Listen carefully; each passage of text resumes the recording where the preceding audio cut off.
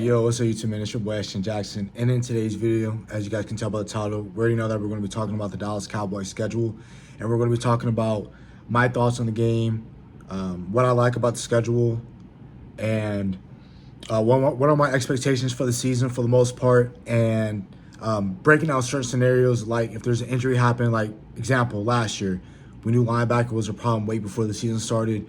Does Dallas Cowboys make a move to trade for somebody, especially since they extended the trade deadline? And that's about it, really. So before we hop into the video, I appreciate if you guys would like the video, subscribe if you're new, comment, and share my video with anyone who you think will enjoy my content. I'm so close to 1,000. I know I'm at 577 right now at the time of this recording. Give me to 1,000 as soon as I can, because you guys already know I did a video about doing a giveaway once I do reach to 1,000 subscribers. Alrighty, so I already broke it down yesterday about how week 1 we opened up against the Cleveland Browns. I'm not shocked about that. We have 2 home games back to back. We have the New Orleans Saints. We got the Baltimore Ravens. We got 2 road games, which I see that a lot. I see a lot of times but I see it like we have 2 straight home games and then we got 2 straight away games. And another thing you guys are going to notice is that we have 9 home games, and they've been doing this ever since, I want to say, either 2021 or 2020, where they added the additional game, to where now that you have each year teams alternate between, each conference alternates between the AFC and the NFC. The AFC, when the first year that they added the additional game, they were the first team to get 9 home games, and then now every other year the NFC gets their 9 home games. So Dallas, you get 9 home games, so make sure you guys are planning if you guys are going to any of these games, make sure that you guys are planning ahead and things of that nature. Again, New Orleans and Baltimore. Then after Baltimore, you go on a very short week, and you'll have your Thursday night game at the beginning of the year. That's something I do like that I'm going to talk about. Other than the competition, I really like that we have our Thursday night game earlier in the year. I don't like to have our Thursday night game towards the back half of that year, where you'll have, like what we did last year. You know, we play again every year. We play that 3 games in like a 11-day span, or 4 games in an 11-day span. So I really like that we get our Thursday night game out of the way. Then after that short week, you get 10 days off, and then you play the Pittsburgh Steelers on a Sunday night game, which is, again, extended rest for the Dallas Cowboys, so you really like that as well. And then you got the Detroit Lions week 6. Then you have a week 7 bye. Then after coming out of your bye, you should be fully rested, but then you play the San Francisco 49ers on NBC Sunday Night Football. Then the week after that, you got the Atlanta Falcons. The 2 weeks leading up to that, after that, you got the Philadelphia Eagles, the Houston Texans, the Washington Commanders. Then on Thanksgiving, you play the New York Giants. Again, you have a little day's rest, about 10 to 11 days. Then you play the Cincinnati Bengals on a Monday Night Football game. And then on a short week from that Monday to that Sunday, you play the Carolina Panthers at Carolina. And then the week after that, you play the Tampa Bay Buccaneers on a Sunday Night Football game. Again, anything past, I think they said week 8 or 9, anything slated to change. So if we already got like a playoff positioning wrapped up, and the Bucs are like a team that's going to be picking in the top 5, I'm not saying that's going to happen, just using that as an example. They'll more than likely change that game to earlier in the day on Sunday, or they might change it to a couple hours earlier and have it at that 4 o'clock time, or whatever time it is at that time. Then we play the Philadelphia Eagles week 17 at Philly, and then week 18 we end off the regular season at home versus the Washington Commanders.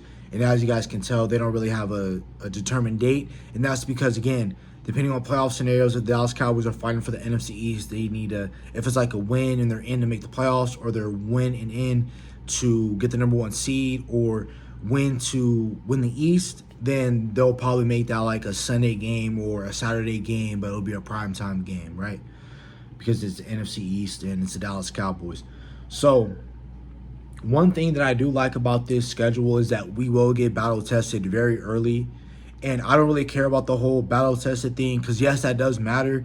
But what does that battle test and what does those scars and wounds lead you to come down in January? Because really, that's all what it's about, right? When you're playing for the Dallas Cowboys, you're a fan of the Dallas Cowboys, you cover the Dallas Cowboys, whether you're out the star or you're a really big Cowboy content creator, all we care about and all what they're going to roast you all 17 games. They're going to all 18 weeks. I'm sorry, but all 17 games that you play, they're going to roast you. Whatever happens in January, if you don't take care of business, they're going to roast you regardless, right? So we already know that as long as Dak, CD, Micah, Trey Diggs stay healthy, and all your complimentary dudes step up, Tyler Guyton, so basically your offensive line, Jake Ferguson, Jalen Tolbert, Brandon Cooks, D-Law, Deron Bland, your safeties and your linebackers. If those guys step up, along with your four leaders or some of your four best players on your team, they step up, you already know you're going to be anywhere from a 10 to a 12, 13 win team. And again, 3 straight years in a row, we're a 12-win football team. I'm not saying that that's going to happen for a fourth year, but naturally, we want our division, so we're playing the number one place teams in our conference and also in the AFC conference as well. So we're definitely going to be tested. The part of the schedule I do like the most, really, I'm contemplating either that October or the November schedule. And the reason why I'm talking about October is because after you have your little mini rest break coming off that Thursday night football game playing the New York Giants, October you play 3 playoff teams. The Pittsburgh Steelers, the Detroit Lions, then you got a bye week, but then you got the San Francisco 49ers. Can this team stay healthy? Something that's going to be my question, because like I said earlier in my intro, we're going to deal with some injuries, but are we going to deal with significant injuries to where the Dallas Cowboys are just going to stand still and not make any moves? Or are they also going to look at a position like last year, other than linebacker? We felt like we needed another running back. I felt like we needed another corner because of Trey Diggs missing out. And I understand that Jordan Lewis being your high-end third corner was really good, but then I was still nervous about had we dealt with another injury, we're going to be looking like December 2022 with our cornerback room, with that being Nashawn Wright, Kelvin Joseph. We had to sign past his prime Xavier Rhodes. So you really got to think about, will this team be healthy with a stretch like that in October? November, you got the up-and-coming Atlanta Falcons. They have really great talent. You got the Philadelphia Eagles. You got the Houston Texans. You got the Washington Commanders. You got the New York Giants. Those are really 5 good games that you're going to be playing. And again, other than being battle-tested, you're not going to play any wimp quarterbacks. You're not going to be playing any trash quarterbacks like how you did for the most part. September, again, I'm not looking at Deshaun Watson to be a pushover, but he hasn't been really that good. But as you guys know, because last night I was watching some old highlights from the season, because I finally got over like what happened in the playoffs and stuff like that. You know, I've been over it, but in terms of like watching highlights of the past season and knowing how pathetic we were, I started watching some of our old games, right? And I noticed, and everyone else noticed, that every single time we played a competent quarterback, our defense got lit up. So our defense is going to get battle tested a lot, and that's what I like. Because again, week 1 you play Deshaun Watson. That's probably a game where he turns back the clock and he plays like how he did in 2019. Derek Carr, he's immobile. I'm not too worried about him. Baltimore Ravens, as you guys may or may not know, mobile quarterbacks give us hell, bro. And we got Lamar Jackson playing. And then we got New York Giants. Daniel Jones likes to run. I'm not too worried about him. He's not too good of a quarterback for me to be nervous about. Pittsburgh Steelers got Russell Wilson. You guys might disrespect Russell Wilson, but as a Cowboy fan, if you've been a Cowboy fan for a while, you know that Russell Wilson has our number, especially when it comes in the regular season. We've never beaten Russell Wilson or Dak Prescott in the regular season. Postseason, we did, but in the regular season, we have yet to do it. Detroit Lions, again, Dak Prescott has never lost to Detroit, but you don't think that Detroit's really pissed about last year and the other time that you've beaten them before? And they're, again, a team that gave the San Francisco 49ers fits, right? San Francisco, you can't even beat the 49ers. You haven't beaten the 49ers in 4 years. That was the last time that you beat them, and that was during a down COVID year where you guys both were hurt. The last time Dak Prescott has beaten the San Francisco 49ers, they just had gotten to Santa Clara, and it was like 2017. So that's a game that I went to. I was a freshman in high school. That was the last time we beat the 49ers in the regular season. And again, that's a game that we don't care if we win, because if you win that game and you don't take care of the rest of your business, that can be a game for the first seed, right? Or Detroit Lions, that can be a team that you're fighting for a top 2 seeded battle. And if you lose week 7, week 8, week 8 or week 6, because those are both top teams in your conference that you're going to end up playing in the postseason if you get past the first round. Those are two teams that you're going to be playing for the number one seed. You got to take care of business against that, right?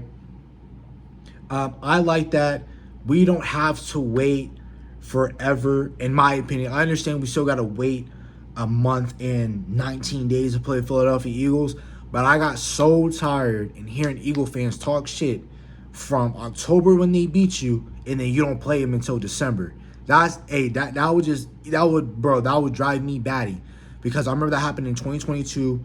Dak Prescott got hurt. They played Cooper Rush. They only beat us by like 7 points. A win's a win. I understand. They beat us, right? And we had to wait damn near 3 months to play them again, because we had to wait all the way until Christmas to play the Philadelphia Eagles. Like, so they talking all that noise, no matter if they're losing games, winning games. All they're going to say is, hey, we beat you in October. So that's why I like that we play Philadelphia basically not back-to-back, but not too long after. I'm not waiting 3 months for Dallas Cowboys and Eagles to play. They're saying that, obviously you guys can tell on the screenshot I have right here, we don't play Philadelphia on a Sunday night. So, I don't know if they're scared about what happened last year and Philadelphia was down, and that was a blowout in December 10th. So they were highly upset. The rating people were highly upset, but it don't really affect me. Again, I don't have high expectations for this team this year. And the past 4 years, I've had super high expectations, because more times than not, I already knew what was going on. So 2021, I knew that we had a really talented roster. Our thing was we had a new defense. So I knew our defense was going to be lackluster. I knew we had Kellen Moore as an offensive coordinator. So I wasn't really too excited off of that, right? 2022, we came in with no wide receivers outside of CeeDee Lamb. I know we had Dalton Schultz, but we didn't know Jake Ferguson was going to be the star-studded of a tight end just yet.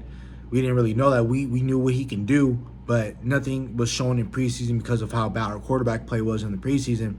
But we didn't really utilize a two tight end set like we really wanted to. Offensive line was hurt early on, and it was tough for that year. 2023, we knew linebacker was going to be a problem. We still had to figure out, could we stop the run? We still had to figure out, could we beat San Francisco in a highly staked game in the postseason? We had to see what could our offensive line stay healthy? What was our winning game going to look like without having a power back that can punch in the red zone? Red zone was an issue for us last year. This year, you have a lot of young, inexperienced dudes. What does Tyler Guyton look like? What does Cooper Beebe look like? And that's another thing I like about this schedule. You're playing a lot of tough defensive lines. Browns, tough D-line. Saints, tough D-line. Baltimore Ravens, tough. Giants, tough. Steelers, tough. They got young, and they got veterans, too. They got Hayward, Cameron Hayward, once he figured out his contract situation. Nick Herbig out of Wisconsin. You got, what's the other? TJ Watt. Then you got Alex Highsmith, Patrick Queen, Peyton Wilson. You got dudes over there. Detroit Lions, Jack Campbell, Alex Anzalone, Aiden Hutchinson, Liam McNeil, DJ Reader. You got studs along that defensive line. San Francisco, they don't have a star-studded defensive line, but you still got Bosa. You still got Hargrave. You got Yurtur Gross-Matos. You got Leonard Floyd. So you got some dudes. Atlanta, that's a solid defensive team that you're going to be playing. Philly, tough D-line. Houston, tough D-line. Washington, I don't know what they're going to do with Jonathan Allen, but if on paper right now, Payne Allen, Jerron Newton, tough. Giants, again, you already know what they about. Cincinnati Bengals, tough. Trey Hendrickson, Miles Murphy. That interior of their defensive line room, they got defensive tackle that I liked. Let me pull up his name real quick from A&M. They got him in the third round. McKinley Jackson, tough. The defensive line is tough. Carolina, Derek Brown. They traded away Brian Burns. That defensive line is going to be a little bit weak, but I still feel like they're going to string some things together. They did sign Jadeveon Clowney, who had 9.5 sacks for them. Not for them, but for the Ravens last year. Tampa, tough D-line. Kalaje Kansi. Who else did they get? They got some edge rushers. I'm blanking on them right now, but again, it's hard to keep all these defensive lines wrapped up in your brain. But again, what does your O-line look like? What does wide receiver can Brandon Cook step up for you? What does your running back room look like? Is your running back a room that you look like how last year you looked at the linebacker room? You're like, hey, we've been needing a decent running back that's better than Zeke, who only averaged like 2.5 yards per carry last year. His biggest run of the season, like 17 yards. Rico Dowdle can't stay healthy. Deuce Vaughn, Dallas Cowboys aren't giving him any chances. What does he look like, right? Your linebacker room, what does your linebackers look like? Are they fine to the football? Are they not easily fooled? What does that room look like? What does DN3 look like between Marshawn Nealon and Sam Williams? What does Michael Parsons look like down the stretch of the season again? Is he going to be a guy that gets high sacks to begin the year, but then starts to drown out towards the end of the season? Does that happen? I'm not saying he does that, but I'm saying what happens with him, right? Because in the postseason, we've been needing him for a little bit. He still is a hell of a player, and he attracts a lot of attention, but that's why guys like Marshawn Nealon, Sam Williams, D-Law got to get it together. Do we have a stable nose tackle? What does Mozzie Smith look like? Can Osa finally have a year where he steps in and he isn't needed to play 100 snaps a game because your defensive tackle room is depleted by November, December, right? So I have a lot of questions going into the season, and I don't have very high expectations because we're not a highly depth team. Like, again, I felt like once you have your four that are healthy, Dak, CD, Micah, Diggs, as long as those four guys are healthy, Trayvon Diggs is stable enough in his knee where he can keep up with those highly route runner and physical type of receivers, we're going to be fine. But what does the other part of your roster look like? When an injury happens, are the Joneses going to figure it out, or are they just going to sit still and bet on their guys? That's about it for the video. Hope you guys have a nice day. Stay safe, stay blessed. Bye.